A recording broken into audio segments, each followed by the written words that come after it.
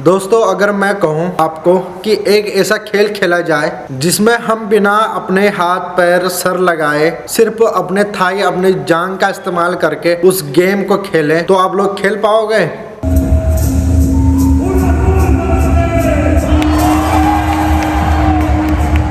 और इससे भी ज़्यादा इंटरेस्टिंग चीज़ ये है, जो भी इस खेल में विनर होगा, जो भी इस खेल में जीतेगा, चाहे जो टीम का कैप्टन हो या लीडर हो, उसका सर धड़ से अलग कर दिया जाएगा। और वो खुशी खुशी ये गेम खेलना चाह रहे हैं और ये लोग जीतने के लिए ही खेलते हैं और वो खुशी खुशी करना चाह रहे हैं, क्योंकि इनका मानना यह था अगर अभी हमने सेक्रीफाइस कर लिया तो हम अगले जन्म में किसी एक अमीर इंसान के रूप में या किसी अच्छे इंसान के रूप में जन्म लेंगे। उनका मानना यह था, इसलिए वो ये सब करना चाह रहे थे। आप लोग अंदाजा लगा सकते हो, जो आदमी जीतने के लिए खेल रहा है और जीतने के बाद उसका सर धड़ से अलग किया जा रहा है, फिर भी वो खेलने के लिए खुश है। दुनिया में ऐसे लोग भी थे। और एक इंटरेस्टिंग चीज ये है कि अगर उनका सर धड़ से अलग नहीं किया तो उनको उल्टा लटकाकर उनके चेस्ट में चाकू मारकर उनकी धड़कन निकाल दिया जाता था। और वो ये खुशी खुशी करना चाह रहे थे, क्योंकि इनकी आने वाली पीढ़ी और भी ज्यादा मजबूत होगी और वो अपने संस्कृति के लिए ऐसे ही सेक्रीफाइस करती रहेगी। जी हाँ, ये आज से करीब 4,500 साल पहले मैक्सिको के जंगलों में मयान जाति के लोग रहते थे, जो कि अपना बलिदान देना एक अपना उत्तरदायित्व समझते थे। आज मैं इन्हीं लोगों के बारे में इस मिस्टीरियस को इस वीडियो के माध्यम से बताने वाला हूं। तो वीडियो काफी इंटरेस्टिंग होने वाली है। आप लोग बिना स्किप किए वीडियो लास्ट तक जरूर देखें। मैक्सिको के ईस्ट में इन घने जंगलों के बीचों बीच तक हजारों किलोमीटर में फैले हुए एक ऐसा घना जंगल है जहां दूर दूर तक सिर्फ घने पेड़ ही पेड़ नजर आते हैं। इन घने जंगलों के बीचों बीच तक एक ऐसा गुफा है जहां पत्थरों के बीच में से एक छोटा सा रास्ता जमीन के गहराइयों तक जाता है। आर्कियोलॉजिस्ट की एक टीम ने इस घने गुफा के टनल के अंदर जाने का फैसला किया। उनका यह मानना था कि इस गुफा के अंदर कुछ न कुछ खास जरूर है। जैसे वो लोग जाते हैं, ये रास्ता का गुफा काफी डरावना और अंधेरा भरा हुआ रहता है। इसीलिए आर्कियोलॉजिस्ट टीम को एक प्रोफेशनल इक्विपमेंट के बिना जाना वहाँ खतरे से खाली नहीं लगा, तो अपने साथ प्रोफेशनल इक्विपमेंट भी लेके गए।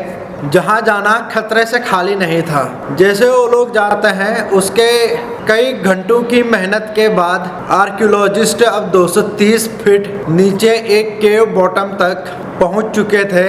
पहले तो उनको यहाँ देखने के लिए कुछ खास नहीं मिला, लेकिन फिर अचानक उनकी नज़र एक सीक्रेट चैम्बर की तरफ पड़ी, जिसकी एंट्रेंस को पत्थर रखकर बंद किया गया था। लेकिन सवाल ये है कि इस वीरान जंगल में भी, वो भी जमीन के अंदर 230 फीट केव के बॉटम पर, ये सीक्रेट चैम्बर आखिर किसका था और इसको आखिर कब और क्यों बंद किया गया था? मैं आपको बता दूं, जो ये जंगल देख रहे हैं आप, वो 30 लाख स्क्वायर किलोमीटर में फैला हुआ है। इस जंगलों के अंदर माया सिविलाइजेशन की खोई हुई दुनिया के राज आज भी छुपी हुई है।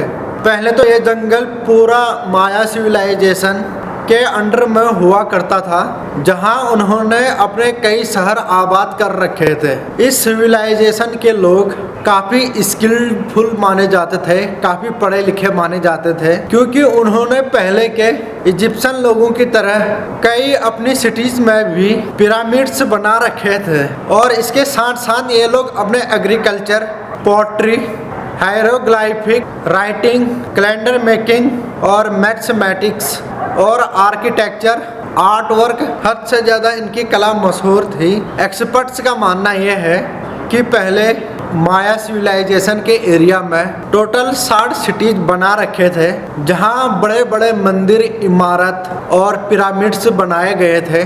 और इनकी जो हर सिटीज़ का अलग अलग किंग हुआ करता था, जिसको मायान्स अपना भगवान मानते थे। वो लोग उसी की पूजा करते थे, अपने किंग की पूजा करते थे। इनमें से कुछ सिटीज़ की बिल्डिंगें तो आज भी सही सलामत खड़ी हैं और इनको टूरिस्ट की एक बड़ी टूरिस्ट ड्रीम डेस्टिनेशन भी माना जाता है। लेकिन इस घने जंगल में, जहाँ पर कोई रोड नहीं, कोई नेटवर्क नहीं, इसके अंदर हजारों साल पहले बसने वाले लोग माया सिविलाइजेशन के राज पूरे शहर और कई स्ट्रक्चर भी छुपे हुए हैं। इनमें से कुछ तो जमीन के अंदर धंस चुके हैं, इंसानी लोगों के नज़रों में ही नहीं आते हैं, लेकिन अब मॉडर्न टेक्नोलॉजी के इस्तेमाल से ही इन मायान सिटीज़ और उसके स्ट्रक्चर को ढूंढने जाने लगा है। एक्सपर्ट्स अब लाइडार टेक्नोलॉजी के मदद से इस जंगलों के नीचे छुपे हुए स्ट्रक्चर की पहचान कर सकते हैं। लाइडार का मतलब है लाइट डिटेक्शन और रेजिंग। ये ऐसी टेक्नोलॉजी है जिससे एरोप्लेन से ज़मीन पर लेज़र पल्स फेंकी जाती है। ये लेज़र पल्स जंगलों को बाईपास करके ज़मीन से टकराकर एरोप्लेन पर लगे सेंसर तक पहुंचती है और फिर इस डेटा के प्रोसेस करके ग्राउंड की एक शेप तैयार की जाती है। ये शेप ऐसी दिखती है जैसे कि एक्सरे में हमारी बॉडी दिखती है। आर्कियोलॉजिस्ट का मानना है 4500 साल पहले माया सिविलाइजेशन के रूइंस मिल चुके हैं, लेकिन साथ ही एक्सपर्ट्स कहते हैं कि असल में मायान जाति के इससे भी ज़्यादा स्ट्रक्चर बनवाए थे।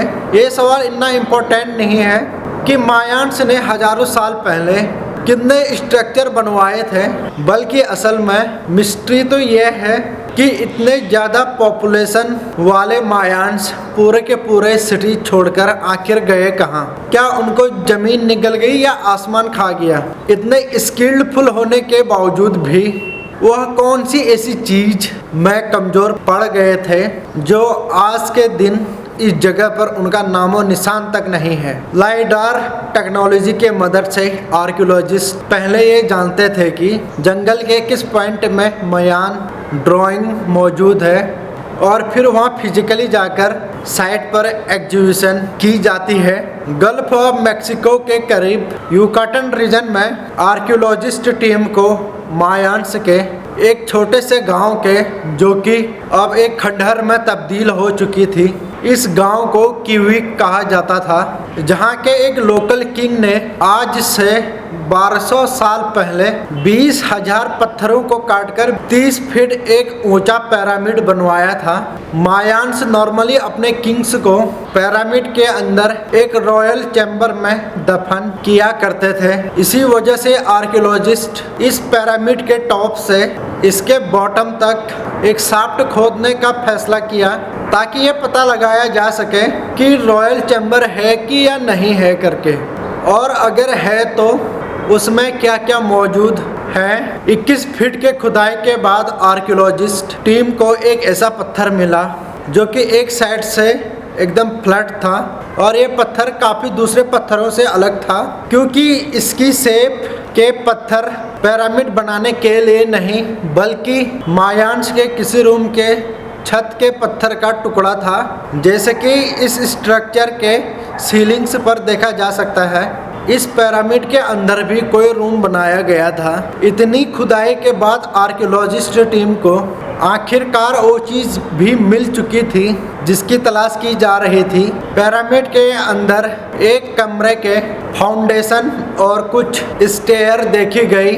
इसके साथ साथ मलबे में से कुछ खास तो मिला नहीं। इस छोटे से पोट्री के टुकड़े ने आर्कियोलॉजिस्ट को और भी ज़्यादा सवालों में उलझा कर रख दिया था। रेडियो कार्बन डेटरमाइन के जरिए इस पोट्री के हिस्से की एज मालूम की गई तो ये पत्थर तकरीबन 1500 साल पहले बनाया गया था। इसमें हैरान करने वाली बात तो यह थी कि पिरामिड तो 1200 साल पुरानी थी, लेकिन ये पोट्री का टुकड़ा जिसकी एज पता की गई थी वो 1500 साल पुराना था। ऐसे कैसे हो सकता है? लेकिन ये पोट्री का टुकड़ा पिरामिड से भी 300 साल पहले बनाया गया था और आर्कियोलॉजिस्ट की नज़र में ये किसी भी सूरत पर पॉसिबल नहीं था। ऐसे पॉसिबल नहीं था क्योंकि युकाटन का ये हिस्सा नॉर्दर्न मायान्स में बेशुमार किया जाता था और साल 1500 में जब पिरामिड के अंदर का ये चैम्बर बनाया गया था तब मायान्स यहाँ आए ही नहीं थे। इतनी बड़ी पॉपुलेशन और हजारों स्ट्रक्चरों को बनाने वाले मायान्स जाति के लोगों के साथ आखिर क्या हुआ, जो लोग अपना सब कुछ छोड़कर यहाँ से जाने में मजबूर हो गए थे। ऐसा क्या हुआ था मायान से सिविलाइजेशन के लोगों के साथ और वो कभी लौटकर वापस भी नहीं आए? ये सवाल आज तक एक मिस्टीरियस बन चुकी है।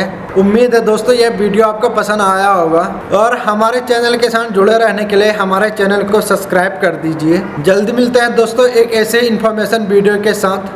तब तक के लिए बहुत बहुत धन्यवाद आपका।